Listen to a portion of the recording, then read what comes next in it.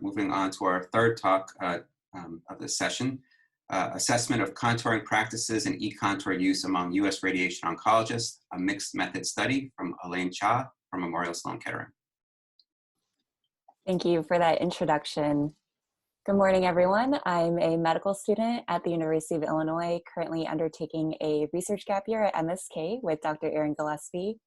And as mentioned, today I'll be presenting the preliminary results of our mixed method study on contouring practices and eContour use in the US. My fellowship is funded by grants from ASCO and RSNA that support eContour. And to provide some background very briefly, contour delineation is an integral part of treatment planning and can impact patient outcomes. While there are multiple contouring aids and established peer review processes, significant discrepancies in practices remain across the US.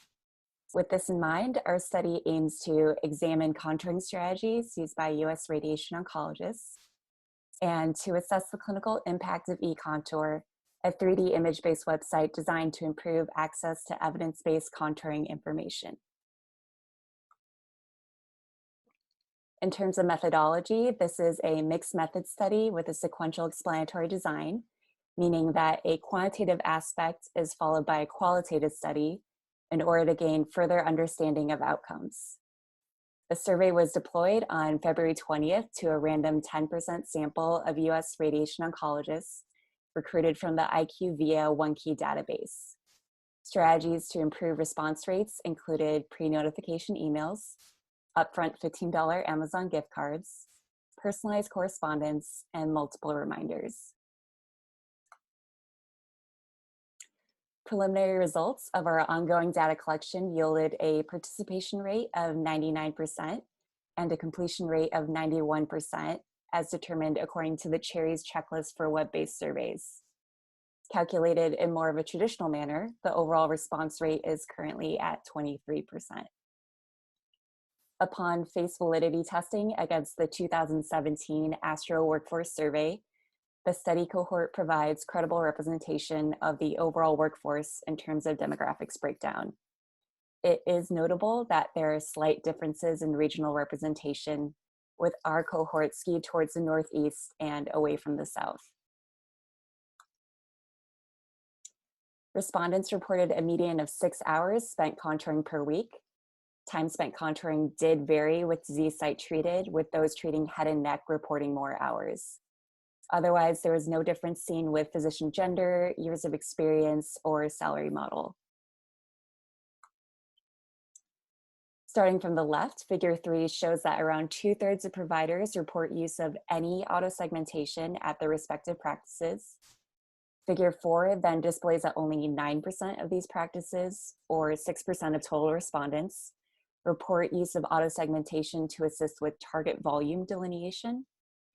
And lastly, on the right, we see the perceived usefulness of automated OAR contours, with the majority reporting that they are moderately to quite useful.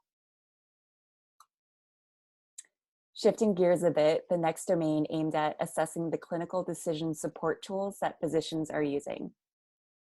Respondents indicated that questions arise commonly during the treatment planning process, with 75% reporting this frequency as about half the time or higher.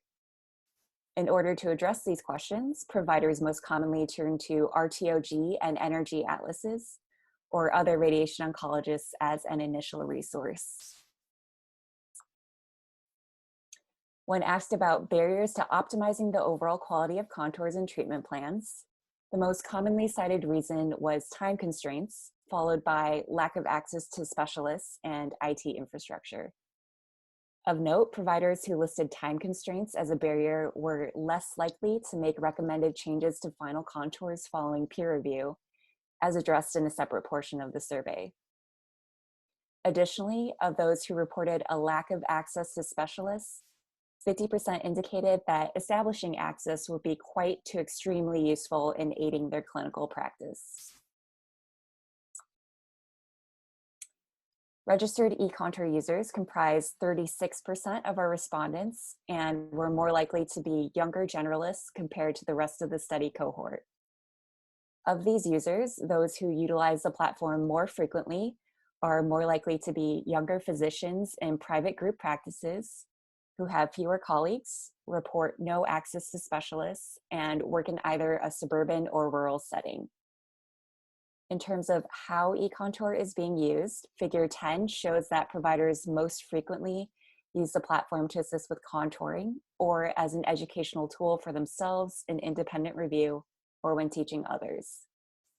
Those who use the platform as a teaching resource are more likely to be younger specialists at academic institutions. For those that use eContour to assist with contour delineation, over 50% report making subsequent modification to their contours about half the time or more frequently. So to provide a quick recap, 63% of practices use automated OAR contours, while only 6% use automated target volume contours. Questions arise frequently in the treatment planning process, and providers most commonly use atlases or turn to colleagues. Common barriers to quality improvement include time constraints and lack of access to specialists. And eContour is mainly used as either an educational tool, particularly by younger specialists at academic institutions, or as a clinical tool to help modify contours, particularly by younger generalists in private practice. In terms of next steps for this project, we will be conducting qualitative interviews to gain a better understanding of survey responses. Thank you for your time, and we'd like to open it up for any questions